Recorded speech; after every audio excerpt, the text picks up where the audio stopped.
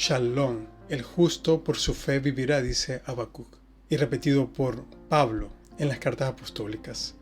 Porque para esta porción, para el escenario de las 10 plagas de Egipto que cayeron sobre Egipto, sobre estos tiempos difíciles, se necesita fe. Una fe que al comienzo de esta parashá, el mismo Creador, el Eterno, se le aparece a Moisés y dice: yo soy tu Dios, el Eterno. La fe es la base de la sobrevivencia espiritual y física también.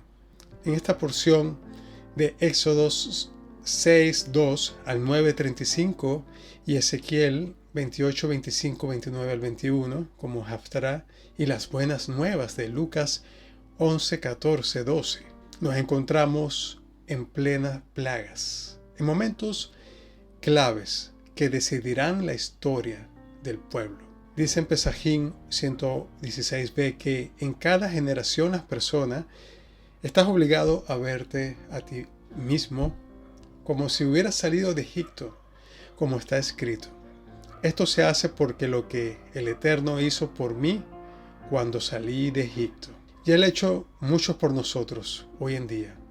Ha cumplido con milagros y para eso decimos que el justo vivirá por la fe, porque seguimos a un Creador que crea vida y que ama la vida. Ese es nuestro Dios, nuestro Eterno.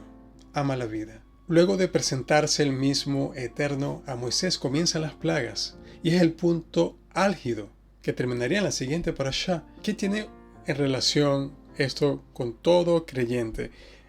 Mucho, porque en la Pascua, en Pesaj, cada Pesaj estamos redescubriendo como creyentes del Mesías, que podamos repetir la historia cada año sentados juntos, familiares y amigos en nuestras casas.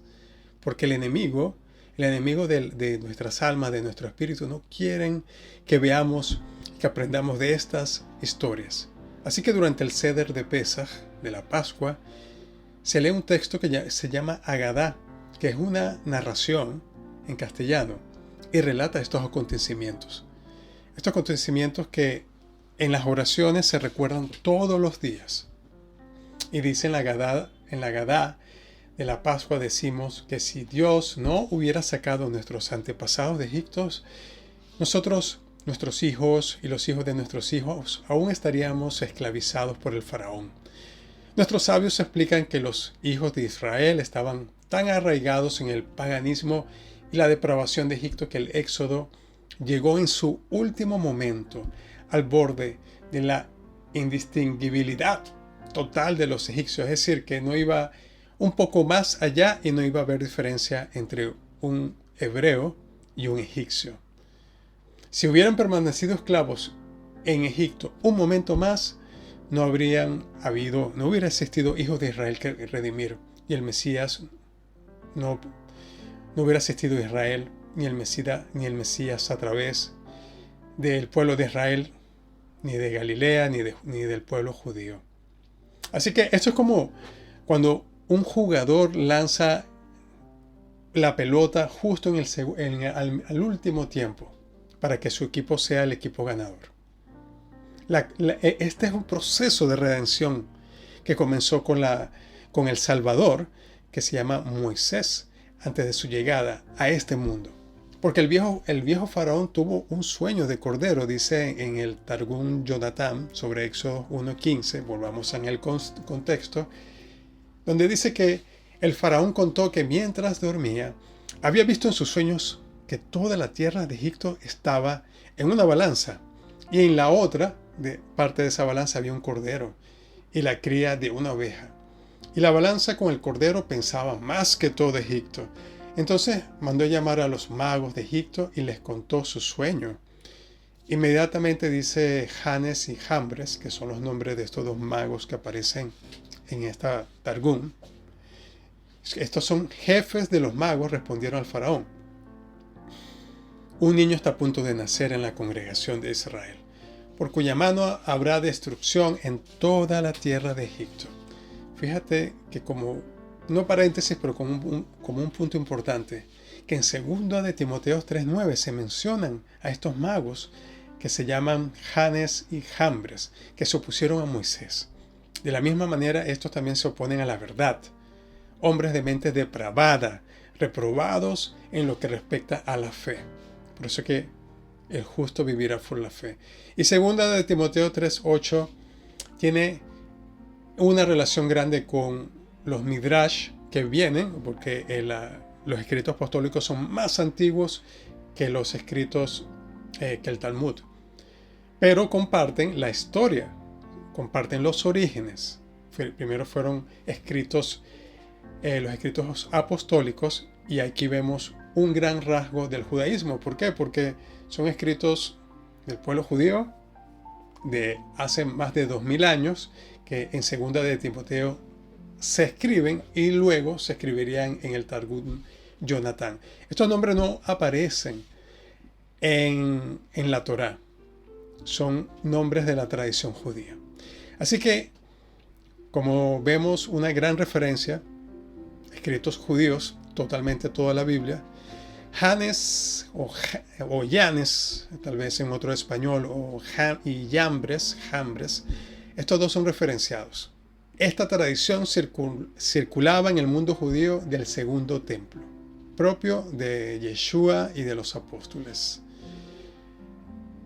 Continuamos con el rabino Yosef Haim de Bagdad, que en el año entre 1800 y 1900 vivió. Él habla que el Midrash nos cuenta que el faraón tuvo un sueño y vio un cordero a un lado de una balanza y todos los hizo al otro lado. Pesaba más que ellos. Dijo que sus consejeros le dijeron que el cordero es un símbolo del Redentor de Israel. Y el sueño endureció su corazón y se negó a dejarlos ir. Así que vemos por qué es importante. Estamos estudiando partes de la tradición judía, nos ayuda. Especialmente la parte de tradición judía de la época del templo. Sabemos que el cordero es un símbolo del Redentor de Israel, de Moisés. El Midrash enseña que el último Redentor, el Mesías, será como el primero, Moisés. Por lo tanto, el cordero también es símbolo del Mesías. Aquí hay un paralelismo, otro más súper grande, como dice en el Midrash Números Rabá 11. Mi amado es como una gacela. Así como la gacela aparece y desaparece, así también apareció y desapareció el primer Redentor. Como fue el primer Redentor, así será el último Redentor. El primer Redentor fue Moisés, quien les apareció y luego desapareció porque él estaba en Egipto y desapareció 40 años. El último Redentor también se le aparecerá y luego desaparecerá, porque desaparecerá de su vista y luego se les aparecerá de nuevo. Y eso es lo que estamos esperando todos los que conocemos a Yeshua, que vuelva a aparecer. Muchos antisemitas, no importa su ideología o su creencia, se van a sorprender de cómo va a aparecer. Dice el rabí Shlomá Majewski, la definición de la creencia judía está escrita en la Torá. Esto es la creencia judía. Está la posibilidad que el Mashiach venga. Y después de su venida y revelación hay una interrupción. Y luego completa el proceso. Hay una interrupción. Vino Yeshua, envió el Ruach HaKodesh para todas las naciones, para todos, estoy haciendo un paréntesis, para todos los judíos que están entre las naciones y entre los gentiles entre las naciones. Se toman este beneficio, todos como uno, se encuentran en varios lugares de la Torá. El Midrash dice, al igual que un ciervo se revela, se oculta y se vuelve a cuidar. Y es otra referencia del rabino Shlomá Majewski. Así que estas 10 plagas, que es parte de donde comienzan en esta porción, durante este periodo se escribió un manuscrito que se llama papiro, hay un papiro, Ipuwer, y que es conservado en el Museo Nacional Holandés de Antigüedades en Leiden.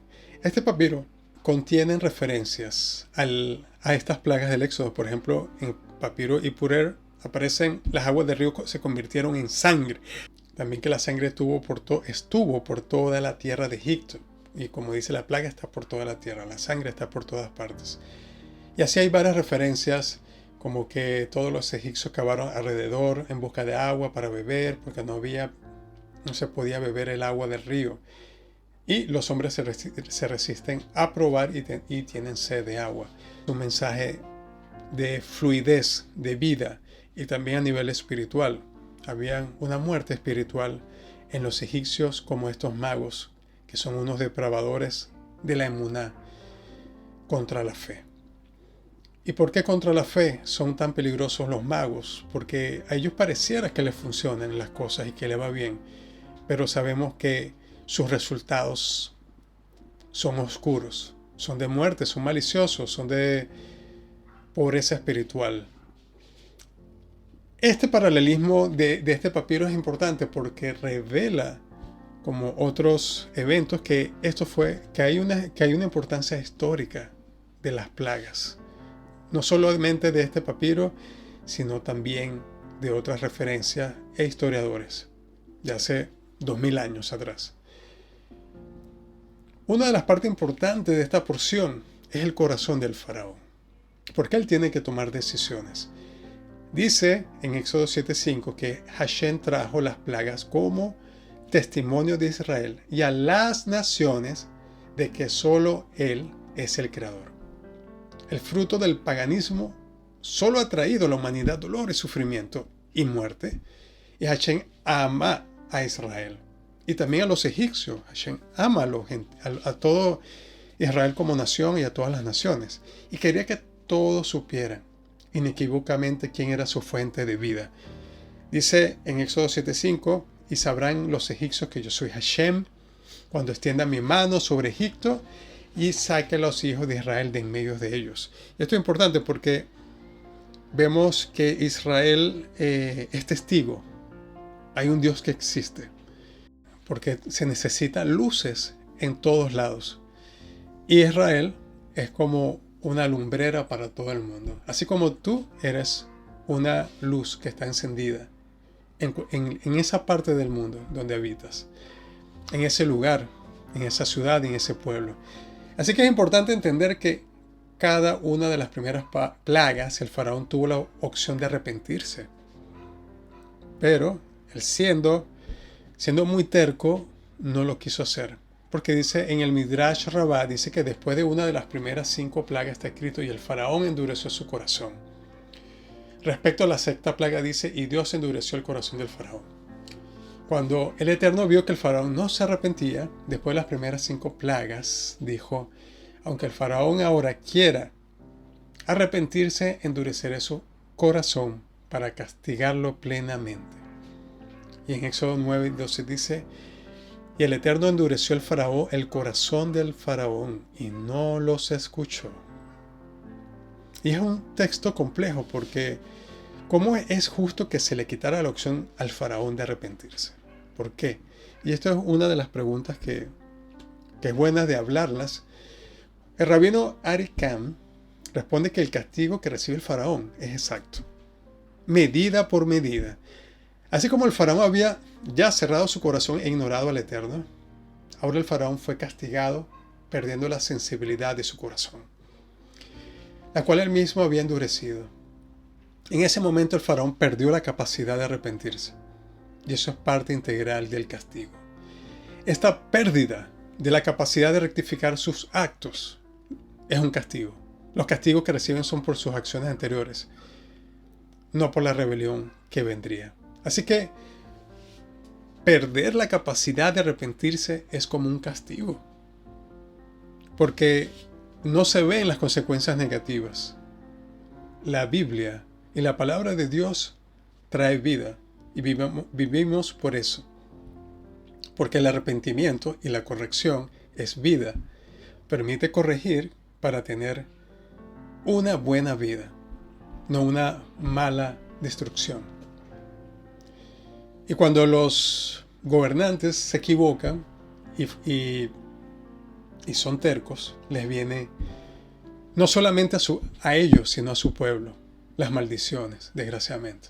Y no porque Dios envíe maldiciones, es porque son las leyes de la naturaleza. Es cómo funciona este mundo. Y rara vez Dios viene a cambiar las leyes del mundo. Es muy difícil cambiar las leyes del mundo. Él las creó. Y vemos que, por supuesto, que la salida de Egipto se rompe unas leyes del mundo al abrir el mar, lo cual no es muy común que pase, pero sí pasa para tener vida. Para tener vida es lo que está sobre todo, la vida. Y no puede haber vida sin arrepentimiento y sin buenas acciones, que es lo que sustenta. Así que el poder de la fe, el poder de la Teshuvah, que dice, como sabemos, y hay que estar pensando en esto siempre, porque siempre las oraciones, estamos recordando todos los días estos eventos. Como fue la primera redención, así será la última, y se requiere fe.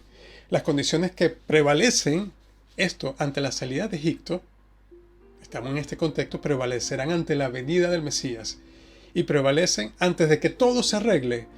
Vienen tiempos difíciles y llenos de inestabilidad. Pero sabemos que con ayuda de Dios y del arrepentimiento de todos, Dios abrirá las puertas, abrirá el mar para que podamos vivir. Porque la historia, como Moisés, como Salvador, como Yeshua, y la que viene, se cumple en patrones cíclicos. Esto dice Likutei Maharan 2, volumen 12. Se cumple en ciclos, porque Hashem quiere que siempre conozcamos los tiempos. Ese es el hilo conductor. Es que la sociedad, por ejemplo, la sociedad matará bebés. ¿Qué pasó con el faraón? Pasó con Herodes, para que no venga el Redentor. Quieren acabar con la vida. Y eso sabemos, que acabar con la vida y la muerte es lo que hace llorar a Yeshua. La muerte de Lázaro, su propia muerte y la destrucción de Jerusalén. Así que las condiciones que rodeaban el éxodo de Egipto se repiten a escala global.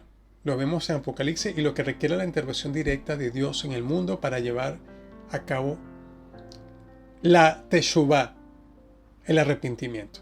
En Apocalipsis se ve esto. Está Israel como punto central. Israel y todos los que están junto a Israel.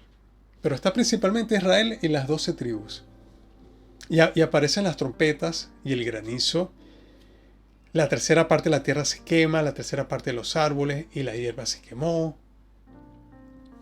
Hay plagas, y el resto de la humanidad que no murió por estas plagas ni aún se arrepintió de las obras de sus manos, no dejaron de adorar a demonios ni a ídolos de oro, plata, bronce, piedra y madera.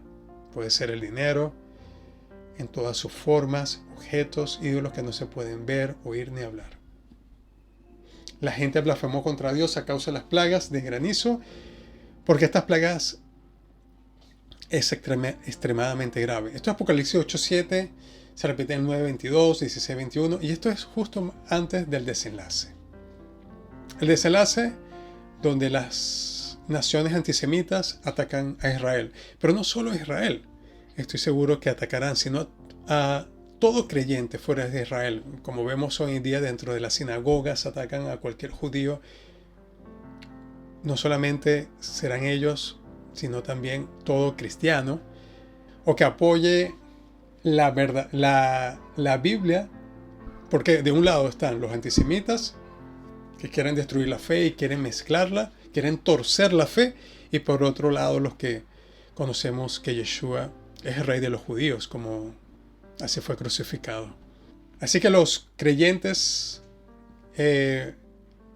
también sufrirán, es posible, fuera de Israel, porque será un punto global, como hoy en día ha pasado.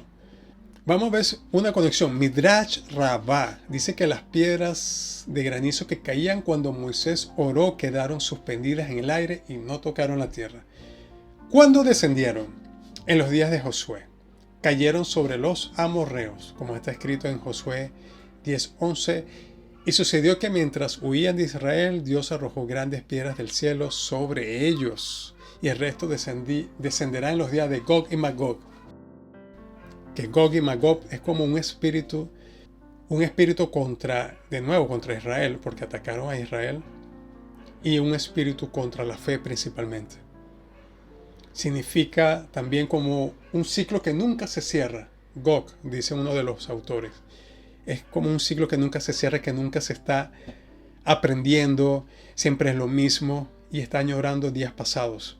Totalmente distinto a la fe, que es un ciclo como Shana, cada año con una mejora, un año más dulce, cada año sea más dulce, cada año con arrepentimiento, distinto, para mejor, totalmente distinto. El enemigo siempre quiere emular las cosas de Dios, la creación de Dios, pero siempre lo hace para mal y con aspectos egoístas también. Así que hay un importante principio judío con respecto a la profecía. Toda profecía positiva es incondicional y la negativa es condicional. Esto significa que las profecías negativas no tienen que cumplirse y no pueden ser revocadas, y pueden ser revocadas si el pueblo se arrepiente. Jonás, había una profecía de destrucción a Nínive y fue revocada la profecía. Eso está bien, es correcto. Para lo malo podemos revocar, pero para lo bueno las profecías no son revocables. El juicio se retrasó en Nínive, y así como dice en el Apocalipsis, el resto de la humanidad que no fue muerta por estas plagas ni aún se arrepintió, como en el corazón del faraón. No les quedó otra cosa. A ellos, bueno, si no hay arrepentimiento, quedará el mal tiempo para los que tienen el corazón duro como el faraón.